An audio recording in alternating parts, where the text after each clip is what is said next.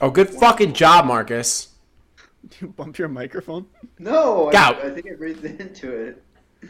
Oh, I'm really loud. I'm blowing out my fucking audio. Let's just turn that down a little bit because I feel like I'm gonna be screaming a lot in this podcast. Just feeling energetic. I'm just feeling it. Awesome, This is Marcus. the Fuck you. intro. Well, it was gonna be the intro. You fuck. So this Ruin the is surprise. you know, my last 3 brain cells or something, and I think we're losing them. And they're not going well. We're slowly killing them. It's progress. This is what, episode 15. I've done this for 15 fucking weeks, and not enough people have paid attention enough to get us kicked off of YouTube yet. I mean, that's a win just in itself. I mean, And everyone's. we were talking too. It's technically been 4 months because we recorded that one that was mangled. Oh, So there. it's That's- technically 16. Thank God it was mangled. That was terrible. That was a rough one. It was pretty bad. But yeah, 15 of men.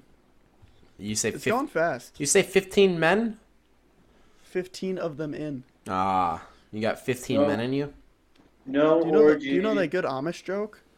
Have you heard that good Amish joke before? Send it.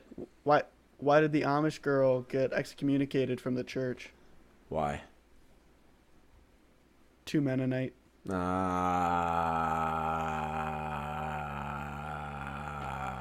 That's a Christopher Hitchens classic, but I think it's so funny. So what have you guys been up to? Working. Oh yeah, I understand that.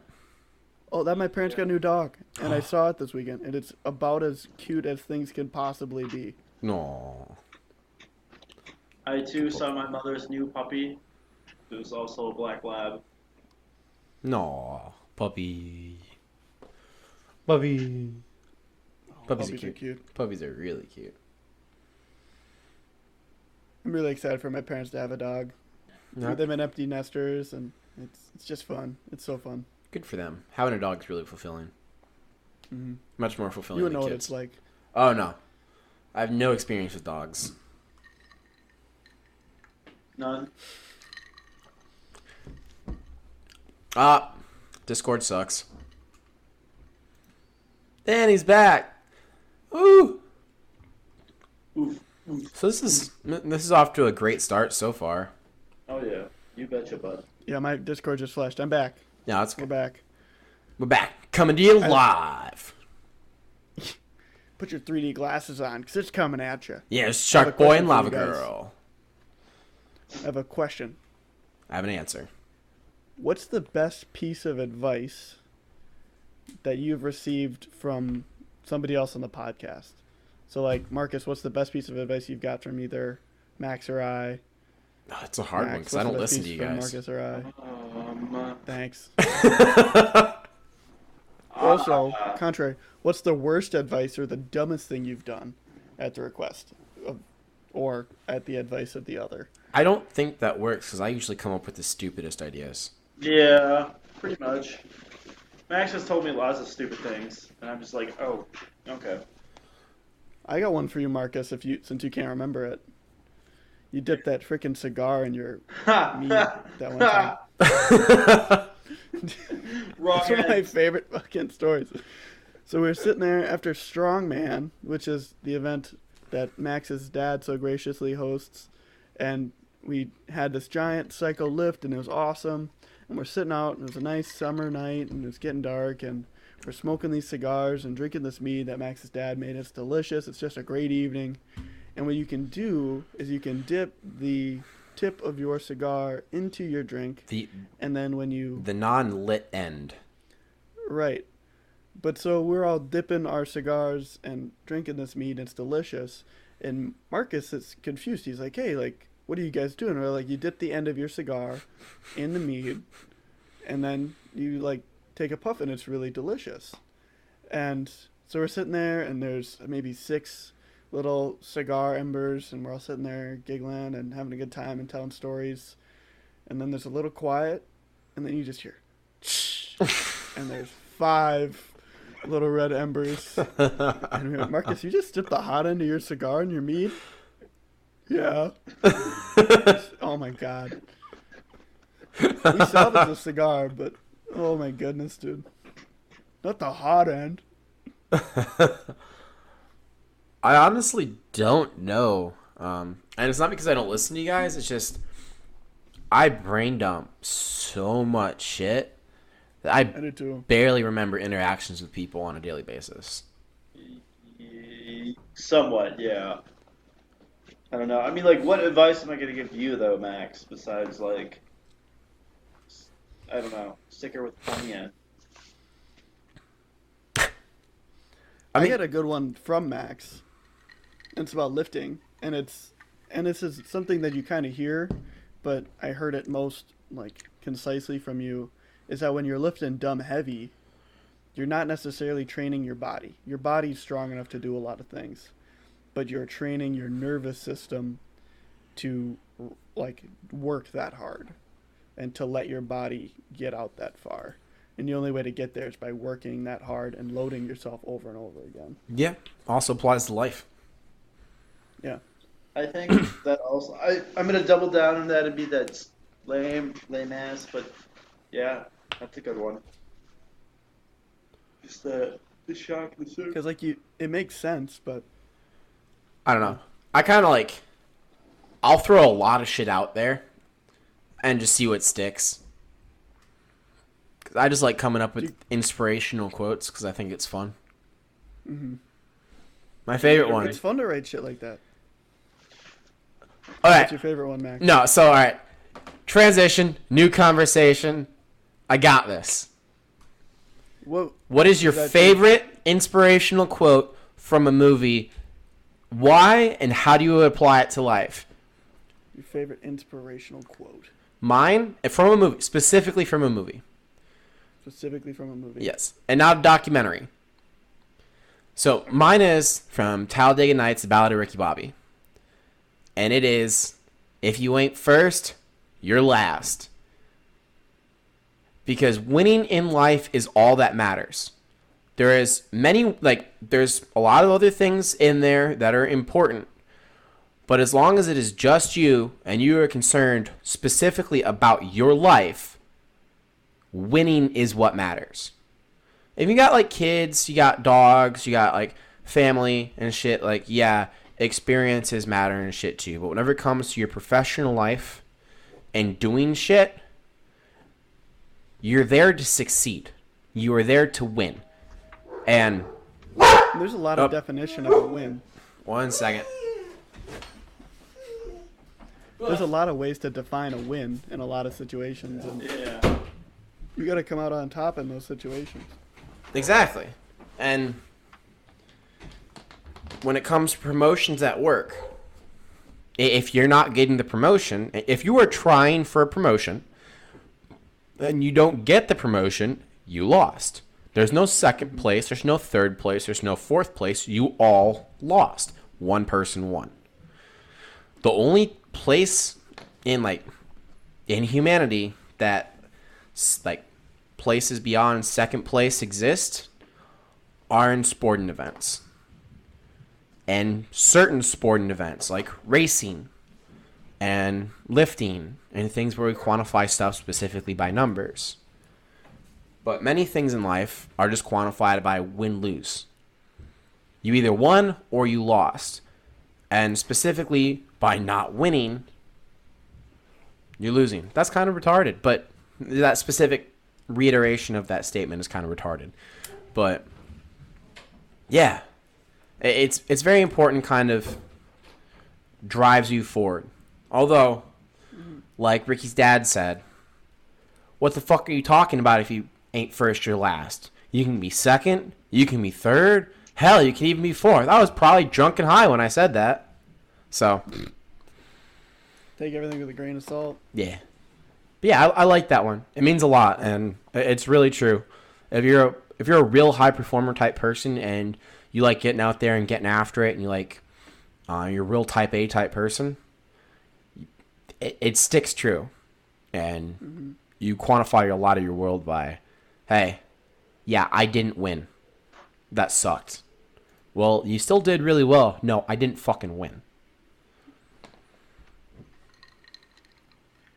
I'm trying to think of a good quote from like a movie and not from like a story, because I read a lot of books that had a really profound experience on me, but I'm trying to think of one from a movie. I got another one. What's that? Marcus, got one? I mean, I have one. It's kind of like the exact opposite of yours. Well, yeah. And if y'all need time, like I can filibuster and just keep talking because I got a couple of these. So my next one is kind of it is a couple of quotes kind of condensed down into one, but it's from Conan the Barbarian, and basically the entire like plot of the movie, like one of the overarching stories is Conan trying to figure out is his quest to solve the riddle of steel so that whenever he dies he can go to Valhalla. And he was set upon this quest by his dad. And about 3/4 of the way through the movie, whenever Conan meets with the primary antagonist, Thulsa Doom, he laughs at Conan and goes, "You want to know what the riddle of steel is?" Because like the riddle of steel is like, how do we make steel? Like, what is it? Like, what is this shit? Like, what it right? Mm-hmm. And whenever he meets Thulsa Doom and actually gets face to face with him, Thulsa Doom kind of laughs at him about his riddle of steel and how he needs this to go to Valhalla. And he's like, "Gee, you want to know what the riddle of steel is? And it's that flesh is stronger. No matter what tools or instruments or things that you use, no matter where you are in life, what organization you're a part of, what sport you play, what computer game you play, what military you're in, what car you drive, it's always the person that matters. People are irreplaceable. And if you have a highly functioning person, someone who is really, really, really fucking good at what they do, it doesn't matter what tools you put them with, they will succeed. And you need to remember that. I think it's important to remember that whenever you like interface yourself with the world. It doesn't matter what tools you use. It doesn't matter what tools they have. If you want to succeed, you will succeed. It might take a long fucking time. It might take a lot of work, a lot of heartache, a lot of suffering. But it's not tools you use. It's the person you are and how you use those tools.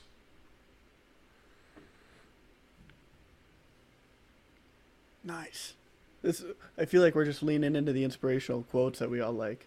But yeah. Like adding the constraint of front movies is like good. That was great. And I could think of like 10 quotes off of that, but I'm just trying to think of one from a fucking movie. And my father is probably freaking out because he's like, "Yeah, there's so many that you can think of, you dummy," but I'm blanking. He's also like a literary nerd, right? Yeah, he reads books like on purpose, like all the time. Yeah, like big old nerd. So that's no fun. Things I have cool literary quotes, but I'm trying to think of one from a movie. If you want a literary quote, go ahead. Just as long as it's kind of like it's fictional, not just like something an actual person said. This one, I got a really good one that you guys will like, and I quoted this one. I quote this one a lot, and I quoted it in my senior graduation speech, and it's from Leslie Marmon Soko's Ceremony, which is like a 1977 book. And the line is, "Things that do not grow and change are dead things." Yep. And it's kind of morbid, but then when you think about it, it goes, the definition of being alive is that you are growing and changing, and that the world is changing around you. And so the only things that aren't changing are dead. So to survive and to be alive, you got to move and shake. You got to get better. And because if you're not getting better, you're dying because you're growing less. If you're not improving, you're losing. If you're standing longer than 30 seconds, you take a knee. If you're kneeling longer than 3 minutes, you go to prone. If you're laying down for longer than an hour, you start digging in. Yeah. Like you gotta freaking grow, and it can't stop, because when you do stop, you die. And it's just can't stop, won't stop. Yeah, but it manifests itself in all these ways and all these songs and everything. But it's like, you just can't ever stop moving. So that one rolled with me. That and the book Siddhartha. There's a couple of running themes throughout the book. My dad loves this book. I love it too. It's a phenomenal book, and it's a short read. I highly recommend it. Don't listen to the audiobook. You got to actually read it, and then you can listen to the audiobook, but you got to read it. It's like 120 pages. It's like $6. Siddhartha by Hermann Hesse is one of the central themes is that Siddhartha meets the Buddha, the enlightened one, like halfway through the story, and Siddhartha's friend Gautama, his like brother essentially, is following Siddhartha, and they meet the Buddha together, and they're like, "Hey, this guy's pretty great." Gautama's like, "I'm gonna stay with this guy, and I'm gonna follow his teachings," but Siddhartha's like, "This is not what I want to do," and Siddhartha goes up to the Buddha and he's like, "Dude, what you're doing, this shit's great. This shit's awesome, but it's not for me. I'm not. What you were preaching is not what I'm looking for." And Gautama says, "You're right. What I'm preaching is a way that minimizes suffering in human life, and it maximizes the enjoyment you can have by minimizing the amount of suffering that a human soul has to endure during its life. But you're not looking for that. You're looking for enlightenment, and that's a different road. That's a different path." So I sum that up with this quote that I stare at all day: is the pathway that minimizes suffering is not the same path that leads to enlightenment. And it's like whenever shit's fucked up in your life and you're like, "This fucking sucks, all the things I'm doing, this is hard work," you got to ask yourself what you're trying to do. Are you trying to be successful? Are you trying to like live a good life and be that person and be that guy? Or are you trying to reduce the amount of suffering that you endure? That's interesting. Because the road that takes you to success is not the one that minimizes suffering. No, not at all. It's fucking hard. No, and suffering is I think we've had this talk on the podcast before, but suffering is incredibly important to human existence and teaches us where we belong and the type of person you are. Right. But minimizing suffering is not the road to success. That's not the goal. No, and it should never be I think. But it might be your goal, but that's not the same one that gets you to enlightenment. That's not the way you attain nirvana. The way you attain nirvana is you lean into it. So. No, you can just kind of come as you are. Right. As you were, as I want you to be. Fuck you, Marcus. Those are a couple of my favorite quotes. That and I Am the Emperor during Harrison Bergeron. That's a cool story. But yeah, that's my Siddhartha quote lesson for the day. And you could quote Siddhartha for weeks and have a new thought every single time you say it, but we'll have to have a Siddhartha episode one day when you fuckers read it and get cultured. Culture. As I spill my drink on myself. I also like this one from Gunnery Sergeant Hartman in Full Metal Jacket. "If you ladies leave my island, if you survive recruit training, you will be a weapon. You will be a minister of death praying for war. But until that day, you are pukes. You are the lowest lower of life on Earth. You are not even fucking human beings. You are nothing but unorganized, grabastic pieces of amphibian shit because I am hard. You will not like me, but the more you hate me, the more you will learn. I am hard, but I am fair. There is no racial bigotry here. I do not look down on..." I can't say that word. I can't say that word. I can't say that word. I can't say that word. "Here you all equally worthless. And my orders are to weed out all non-hackers who do not pack the gear to serve my beloved corps. Do you maggots understand that?" Yeah, I cannot say those words in a fashion that would be recorded to potentially used against me in my future. But that comes back to like winning. Like you either win or you lose. You either get off the island or you fucking don't. Either like shit or get off the pot, win or don't. Kind of. Yeah. It's kind of an interesting correlation there that I hadn't thought of, and kind of makes sense though, is that most of my life is revolved around winning, and that winning is what matters in life. And I suppose I'm at a good place for that because you don't want to lose in war. You only get to do that once. Yeah, it's not a good option for you. So maybe I'm in the right place. Marcus, do you have a quote? I have a couple. I'm working on it. The first one I immediately thought of was, "You are without a doubt the worst pirate I've ever heard of." I feel like that would be in a lot of ways. I'm just like, How is it inspirational? How is it inspirational? So the despite your shortcomings, you still manage to get shit done, I guess? I don't know. Or, like, you are able to succeed. I got one for you, too, off that. I don't know. I just thought it was amusing. I didn't really think about it too much. That was the first thing that popped up. After, like, I got another one for you. What's that? That one? Your definition of a win might be different than somebody else's. Yeah. Because, like, if Captain Jack's goal is to be a good pirate, he didn't achieve that goal. But if his goal was notoriety, you got that one. Yeah, he's definitely. Yeah, that works. Like, what's a win? I mean, we know what Jack's goal was, though. Yeah. He just wanted the Black Pearl back. And that's independent of him having notoriety or being a good pirate. I mean, yeah. That's all he wanted. He just wanted his ship. Okay. So I have another one. On a motherfucking boat. And it's not... I have not read Candide, but I know about it. I have, like, a gist of understanding of it. I have a copy of it if you want it. Nerd. Yeah, I'll try and read it at some point. But yeah, I would be interested in that. I know it's, like, a short read, too. It's, like, under 200 pages. It's super short. Yeah.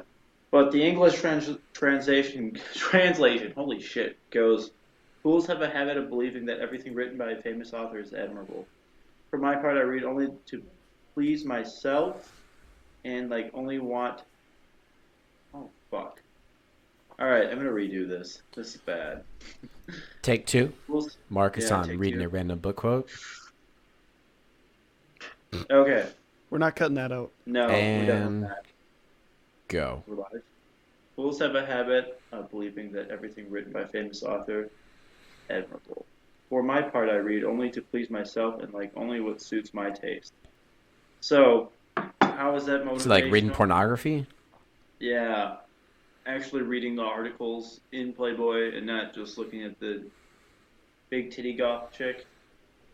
But like no, so like what I would say from that is obviously like what I understand from that is there is like a farmer who I think it takes place in like Istanbul, something like that. Maybe like whatever. And he's a farmer and he kind of just like I don't want to call him a hermit, but like he's kind of reclusive. He doesn't hang out with anyone. He doesn't do anything. He doesn't have any interactions with the outside world. So his world is just his farm. And it's kind of like life is like, let me pull this up so I can actually think it through again, just to make sure.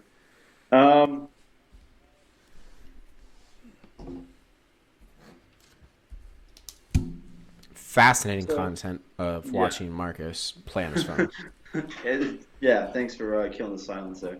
So anyways, for my part, I only read to please myself and what suits my taste. So what I'm getting out of that is he's only doing things what only pertain to him and like what benefits him, and he's ignoring the rest of the world that's going on. Because,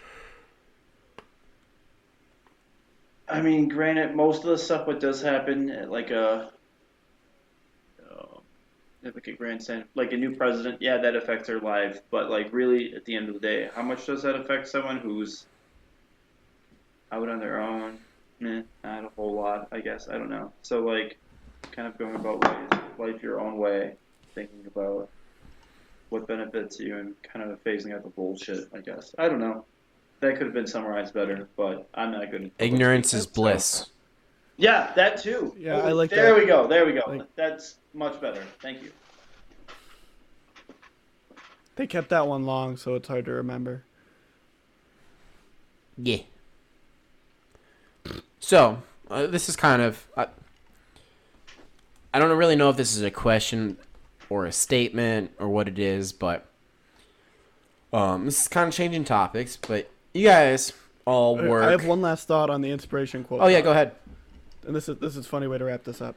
So I got a book from my high school wrestling coach when I graduated, and he's like, yeah, whenever I really need like a pick-me-up, I read some of this book. And it's like, whatever it takes is the title of this book. And I'm like, okay, this is a great little book. And when I graduated, I like set it on the shelf, and I got a lot of books when I graduated high school. I didn't read a lot of them. I'm a terrible person. I'll admit it, though. I didn't read a lot of those books. But I was like at home, and I saw this one. It's like a smaller one. So I'm like, oh, I'll take that and I'll read that. when I get back to the point. And so I get this book, I open it up and I start looking.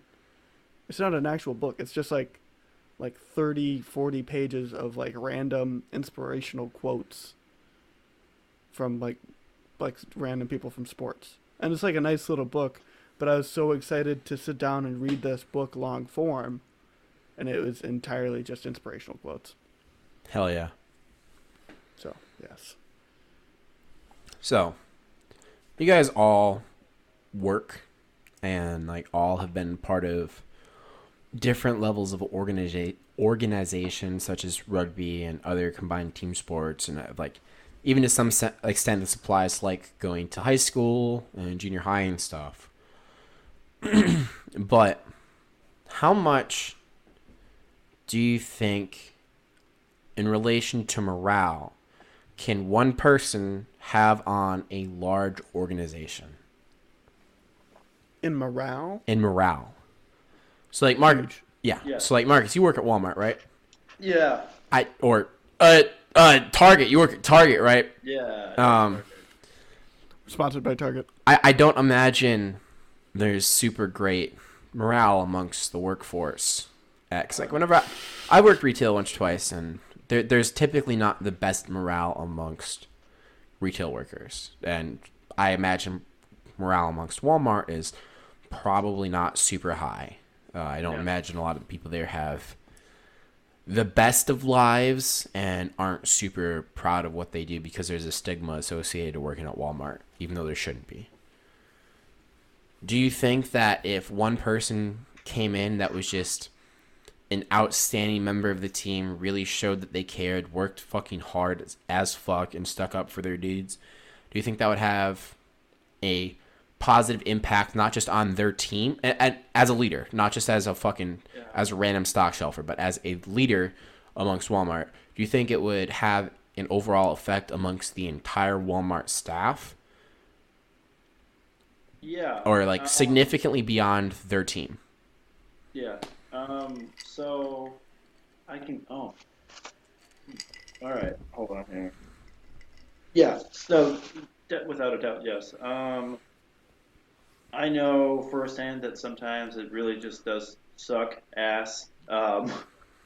Yesterday was like one of those days where we're just like really short on people, and we have to do things where we're not. But never mind, we're not getting into that. In order to stay afloat, We can. Well, I'm not going to talk about it though. But Okay.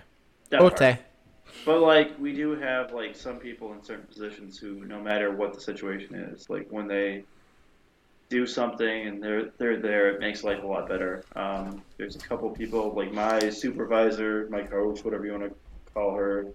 I don't want to say like I love her, but like she's an incredibly dedicated person. So like she'll take my calls on like her days off at like 10 o'clock at night when she's like with her family, because like the recycling machine, which spits out the bills,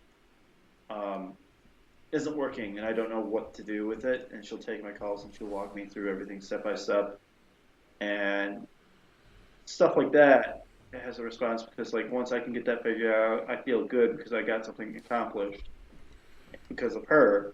And then I feel better. And then when I feel better and I'm telling, like, interacting with my people, things go smoother. So I would say, yeah, even if, like, they're not even there and they're able to, like, help one person out, it can trickle down. Or, like, there's other people I know who are just so upbeat. Like, I can be upbeat, but, like, at the same time, I feel like an old person and I only have so much energy. And there's other people who are, like, members of management who are just like so upbeat and so full of life, and like they're just around you for a split second and you feel so much better just because of that. And I don't know. So yeah, definitely one person can make a huge difference, even though that kind of goes against my nihilistic views in a way, I guess, at some point. We'll talk about it later though. I think that's really important to remember. I don't want to say especially now, because I really don't think things are that bad now or have been that bad over the course of the last year or two. Like, yeah, things have been kind of rough, but for the most part, a few people died, like I don't want to downplay it. Like, a couple 100,000 people died, and like that's significant. Like, people have been home, people have been losing jobs and shit. But for the most part, most of the country's eating. Most of the country has a fucking place to sleep at night that's warm. We're not really that bad off, and people kind of... We're not sliding into the ocean. Yeah, we're exactly. Not... And people like to catastrophize and make the absolute worst out of any bad situation they can. And I think a lot of people get really down on themselves, and a lot of people that are really good people and can make a really big difference in not only their own lives, but the lives of those around them, because they're those type of people that are uplifting, that are high achievers and just motivate people to go out and be more than themselves, don't get up and go do that because they look around the world and go, well, what's the fucking point? And it's like, well, the point is that you have that ability. Like, just because you're one person doesn't mean you can't have that positive effect in those around you. If you are just one motivated individual, you would be fucking amazed at the level of impact you can have in a business or on your local fucking charity team, organization, or your local fucking sports team. Like, one motivated individual that you see out there getting fucking after it every goddamn day that you go to work, like, they're staying late, they're picking up shifts, they're not a dick, they're fucking helping you where they can, they're educating the new guys, bringing them in, making sure they're not fucking doing stupid shit or getting fucked with by the old timers that have been there for a while. Like, man, that can just turn the whole goddamn thing around. The person that takes a bad situation goes, man, this fucking sucks, but here's what we're going to do to make this better. Like, this isn't that bad. We're going to be able to deal with this and come out the end of the tunnel better than we went in. Just makes a world of fucking difference. And I really think a lot of people need to just take a breath and go, no, I can make a difference today. I can make a difference in someone else's life today. And I can do that by doing me. What's up? What helps with that is, and like I've kind of gone through that at different points, and you got to ask yourself, like we were talking before, like, what's your definition of a win? What are we trying to accomplish today? What are we trying to do? For some people, only getting out of bed and doing the assignments or doing whatever you have to do, going to work and going home is a win. And you got to acknowledge where you are. You can't chase somebody else's win when getting to work on time is a win for yourself. So actually, I think that translates really well. Go ahead, if you finish your thought. But so you have to find what is a win for you, and you can't move the goalposts. No. So if you move your goalposts, what that means, I guess if people probably know what that means. But if you accomplish one goal, you can't say your day was ruined because you set another goal and you didn't accomplish that second goal. You still accomplished your first goal that you set, and that's a win. So, whenever you start looking at like the psychological aspect of people getting through special operations selections and people that have gone through shitty times in like the special operations communities and stuff, one of the things they start bringing in is the importance of setting small goals. Like with Bud specifically going through Hell Week, like Navy SEAL candidates going through Hell Week, a lot of them will be like, I don't have to make it through 7 days. I have to make it to lunch. After lunch, I make it to dinner. After dinner, I make it to midnight chow. After midnight chow, I make it to breakfast. Like, you need to set small, attainable goals for yourself, and after you accomplish those goals, like, doing those goals will further your future, right? How many people overestimate the amount they can do in a day and underestimate the amount they can do in a month? Everyone. Every fucking person I know does this. That's a good little thought, too. I think I stole that one from Jocko. So, don't credit me for that. This is probably all stolen from Jocko. Like, oh, 100%. I guarantee this is all from him. Yeah. But we're not sneaky. If you haven't heard it, it's still good. And if you haven't listened to Jocko, I'd highly advise you go listen to the Jocko Willings podcast. It's fucking fantastic. The dude has more information about being a successful leader in stressful situations than probably almost anyone on the planet, and he is an amazing dude and deserves all the support you can give him. But I bought some tea from him, and it's very good. So shout out to that too. But so you have coffee. Setting small, attainable goals is how you accomplish tasks. No one ever went from a 135 pound bench to a 495 pound bench by skipping the 365 pounds in between. It's important to note you don't even skip the 150 pounds. No, they were just like you got to climb up. This week I benched 135 pounds for 3 reps. Next week I'm going to bench 135 pounds for 5 reps. That's how you make success. Small, attainable goals. You don't have to run 26.2 miles. You have to run 26 1-mile segments. You have to run, 52 half-mile segments. You have to run 104 laps on a track. You don't need to keep doing. I don't think you're that great at math, but yeah, it was the way that manifested for me is like when I was wrestling. It was like, oh, it's time to drill, and you've drilled for an hour and a half or whatever. If it's your terrible day of the week, you drilled for an hour at this point, and then it's like you have 1 minute left. This is the last minute that we're gonna do, if we do it hard enough. And you can do anything for a minute. Yeah, you can do anything for, like, you can just hold your breath for a minute. You can 1 minute. You're telling me you can't do shit for 1 minute? Just fucking do it for 1 minute. Yeah. But it's not the 1 minute that kills you. It's the 50 minutes beforehand. But still, 1 minute, you can do 1 minute and fucking do it. Yeah. What's your win? I think people get too bogged down in looking at the end product as opposed to getting there. And they're just so anxious to get to that end product, they forget the amount of work that you have to put in order to achieve that. Another Jocko quote that I had up for a while about like long work. It's like there's two of them. There's one it's a campaign. It's not a battle. It's not one day. Yeah. It is the culminative effort of 1,000 days. Yeah. And then the other one was to be successful as you want. It's 20 hours a day for years. Yeah. Like if you want to get there, you got to put the work in. And then to end it with the Henry Rollins quote, 3 quotes in a row, because if you don't do it, it won't get done. And like just simple shit like that. Inspiration quote day today, but it's a dirty job, but someone's got to do it. Oh yeah, there's nobody on the YouTube has any inspirational quotes that they just throw at you. So we're here to fill that niche. Yeah. Come to us for all your inspirational needs. You need someone to tell you to get fucked? Well, there's already someone else that does that, but I'll do it too.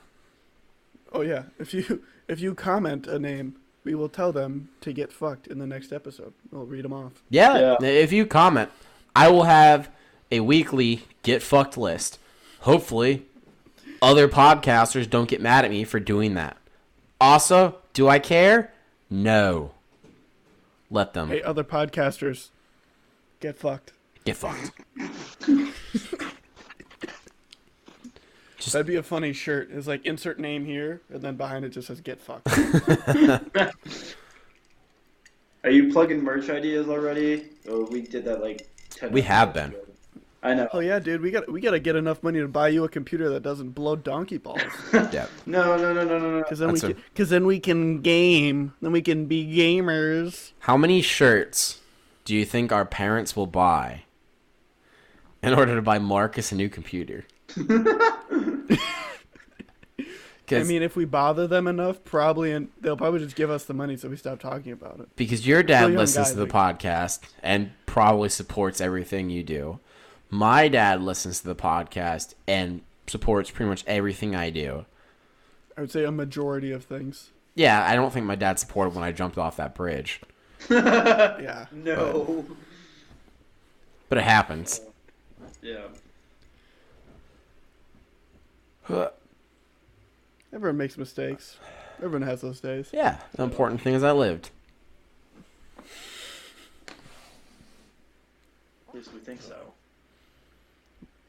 Marcus, what do you got going on this week? What do I have going on this week? Tomorrow I am in the Walmart Academy. Ooh. Making moves. Back to college. Similar to Trump University.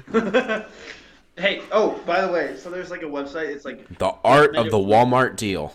Yeah, it's like, oh, I should read. Is that the? I think that's his first book. What the Art of the Deal. I would actually read that one. But anyways, that's a recommended reading for pretty much every business person ever. Yep. Anyways, it's like a Goodreads website, and like Joe Rogan's on there. Wow, we went like 20 minutes on the show without mentioning. 40 minutes. 40 minutes. Yeah. 40 minutes. We did good today. Jaco Willnick's on there. They have a bunch of famous people, and they're it's not it's Willink. Willick. Yes. It's not even his real name, and you still can't say it right. Anyways, and then they had Donald Trump, and he recommended his own book and his son's book. I'm like, okay. But of course he would. That's the theme. Of course you would. Why wouldn't you self-promote? I don't know. Shut the fuck up.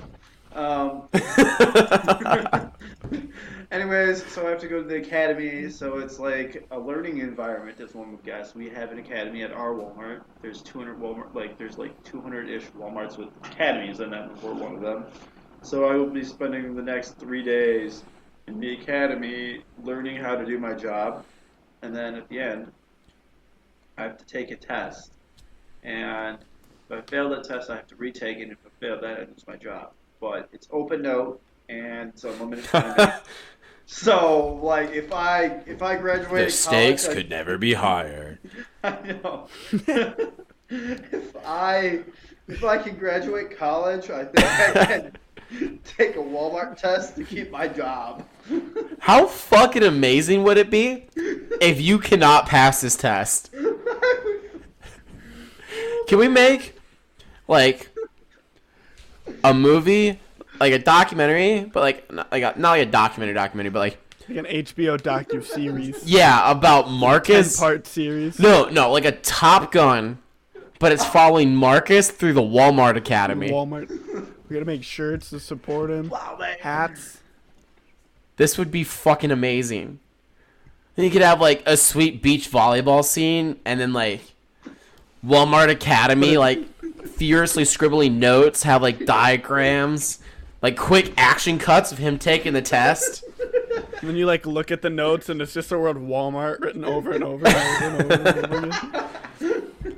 The colors are blue and yellow. The colors are blue and yellow. Don't yell at the customers. Just like too much. If M&M's are up by the front and Snickers is up by a front, which one do you prioritize based off the level of sales you've been receiving over the last week? Go. Yeah. Answer. M&Ms. Trick question. Slide them both forward. It's not that complicated. M&M sales have been skyrocketing. Snickers sales have been going down. What do you do when a MiG-27 gets on your tail? Barrel roll. Cuts back to homoerotic volleyball. Like incredibly homoerotic volleyball. Like half the time it's like the dude humping the volleyball, but it has like Wilson's face on it. It's not volleyball. It's basketball, but it's on that hoop that's got the cover on it. So every shot that looks like it's gonna go, it just like bounces off. No, it's not. It's not basketball. It's Walmart ball. Right. They made. They have their own sport, and it's like a cross between volleyball and basketball. Do you guys want to hear the Walmart cheer? Wait. Did I just... There's a Walmart cheer? Yeah. At least you didn't have to memorize a creed. Give me a W. There's an oath. Give me an A. Wait, let me guess the next part. Give me a T. The M next? Give me a squiggly. Give me an M. Give me an A. Give me an A. Oh. You're fucked. What does that spell? Walmart. Target. Whose Walmart is it? Ours. Who's number one? The customer is, or something like that. This sounds suspiciously like communism. This is our Walmart. This is the people's Walmart. I can't believe you misspelled the place where you work. I can't believe you misspelled government-approved place to buy clothes and groceries. Yeah. It's like 7 letters, and you only went 6 for 7. You got the squiggly right, though. Yeah. You got the squiggly. 83%. 7 for 8. Why is there a squiggly? Is Walmart hyphenated? It's, yeah. Yeah, it's hyphenated. No. Yeah. Walmart's one word. No. That's why it says Walmart with a dash. Hold on. I don't even know. He works there, wouldn't he know? Huh? I mean, obviously not. Dude, He can't spell Walmart, but... I don't know anything. I mean, to be fair, you're the one that's dumb enough to live in Alaska. So. Not by choice. Speaking of Alaskan activities, we picked up a new pair of cross-country skis this week. Oh, very fun. Yeah. That's fun. Did you guys also buy a Ford Ranger? Yep, we did. We bought a Ford fucking Ranger, which conveniently fits our cross-country skis in it. That's very nice. Well, we have like 25 kilometers of ski trails, like 2 miles from our house. Mix in units. What's that in free? Mix in units.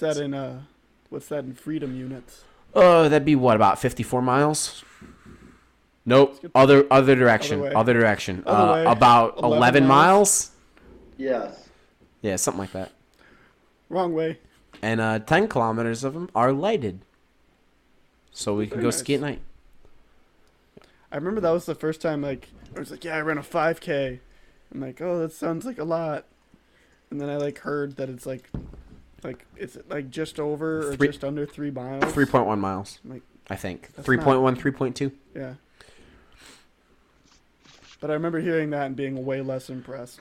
I know that... Yeah, I ran it in, like, an hour. I was like, what? No, it's not fast. I know that if you run a sub-21-minute 3-mile... you're not that cool, but if you run a sub-21-minute 5K, you're pretty cool. You're hauling ass then. Yeah. More numbers equals farther distance. Duh. That's usually how that works. Maybe. Unless you're fat. So speaking of being fat, being fat and distance, have you guys ever seen the study that's like fat people or people that weigh heavier perceive distance as being farther away? Yes. It makes sense. Their strides are... It's understandable. Their strides are half a shoe. It bothers me. Are chonkier. Oh. Oh. So one of the biggest complaints I get about me when I'm at work is how fast it's about 400 pounds. So your ass is too fat. Oh, you got too much pulling power. That came up too. We were going through my Snapchat at work, or like my save thing, and it was a picture of my ass. That doesn't sound appropriate. I saved it. Why do you think people likes you, Marcus? Huh? It's your wonderful personality and your dummy thick katukas. Yeah. So thick with 3 C's. It was in my archive. We put that as a thumbnail sometime, and it's a. I'll show you. Can we? Can we put Marcus's ass as a thumbnail? I'll show. It's so perfect. It's so perfect. Well, I mean, let's get a picture of him in like khakis, like really tight khakis. We could probably find one that. It's just a picture of your. I showed them that, and they're like, "Whose ass is that?" I'm like, "That's mine." And they're like, "What the fuck?" I'm like, "Yeah." They're like, "Dude, that's pretty round." I'm like, it's like yeah. It's like when you look at baby photos and you like see just like a butt in the background. You're like, that's a butt right there. I know what that is. So does everyone have to take a test? Like at Walmart, they go to Walmart Academy. Does everyone have to take a test and pass? And if they don't get fired, or is it just you because they found out you're showing your ass to your fucking subordinates? No, the picture of your butt is it's a mandatory thing. It's obligatory to take the test. Yeah. It's part of your identification. Is that part of like sexual assault training? If Marcus walks up and shows you this picture of his ass, and they actually show your ass. If you see this picture of Marcus's butt, does Marcus still work here? And Marcus is in the back saying, "Hey." Yeah, I do. Maybe. And they're like, "Wrong answer." Shit.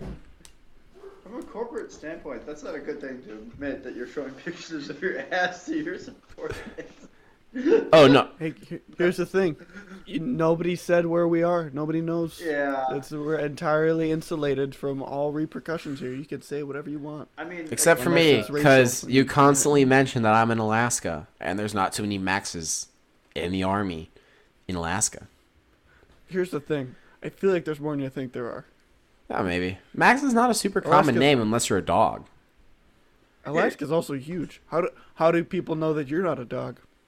I mean, that's true. I could just be a very talented dog. My wife actually just owns 4 dogs, and I'm just a military working dog. Just hanging out. What kind of dog? You're big enough to be 2 dogs. Fun question. What kind of dog are we? Go. What? Are you Like, would each person Yeah, be? you pick. Marcus is a golden doodle.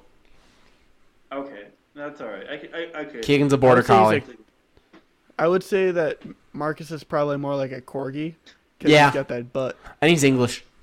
I hate corgis. Yeah. Keegan's a border collie. So? Yeah. Oh, I mean, like they do have They that got like. that build. Oh well, like I was gonna say they have that like drive. Like they don't care. They just like like they're hurting shit. Nothing's gonna stop them. It's so nice. Mm-hmm. I'm a bear. I'm trying to think. You're like a. You're like an actual German Shepherd, but like a heavy like a one that's on the thicker side. Yeah. A king shepherd. But like actually like a German Shepherd though, because you're like Hitler's wet dream. Yeah, that too. And you're over. Da. You're 5'9" and over. Ja, that's it. Do you have any cavities? You're genetically perfect. I am. I'll admit it. And so will my kids. My kids will also be genetically perfect. If you're gonna twist my arm, I'll admit it. You got me. Yeah. I'm genetically perfect. Do you have Philip? I would like to. I want to know this. Mark, I do not. Marcus, I feel like you're a more athletic dog than a corgi. I was just saying corgi because Corgis are herding dogs, though. Yeah, they're bred to herd cattle. Yeah, they're bred to herd cattle. They're so short so that way the cat kicks over them. That works. I'll I take didn't that. think that was the thing. That's funny. I'll take that. No, they're No, but you're like more athletic than that. But I'm trying to think of like you're like an American bulldog, but like a short one. a really nice one. Yeah, because you're thick and stout. Otherwise, You're I'd not say that tall. like a really chunky black lab. I'd say like a white lab because he's blonde. That's fair. But like one that's good at like an athletic one, but one that's on the beefier side. Yeah, that's not super good at swimming though, so maybe not a lab. Not a good swimmer, no. No. Really good drowner though. Yeah. I can drown so good. Hey, watch me drown. Every time I go swimming, people have to come get me. It's amazing. Witness It's a magic trick I have. Oh! Talk logic. I got a quote from a movie.